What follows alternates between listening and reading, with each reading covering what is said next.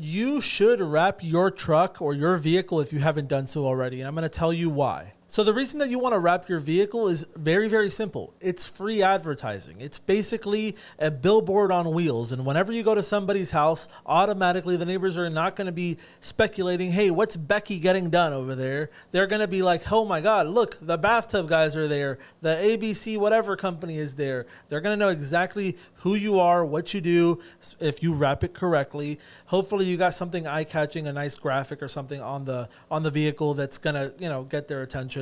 But it's low-hanging fruit. It's something that you're already going to be there anyway. You might as well make it known that you're there. And the reason is, if the tub in an 80-year-old neighborhood is starting to wear away, the odds are that all the other tubs are starting to wear away too. And it just, how can you afford not to do it when you think of it like that?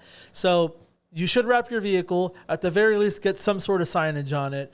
It's very, very easy, low-hanging fruit. What's going to happen is you're going to start taking over neighborhoods, not just getting one lead here, one lead there. You're going to start getting calls from the neighbors and the neighbor's neighbor, and before you know it, the whole block is yours. So get your truck wrapped. Do it as soon as possible. It's going to help you out.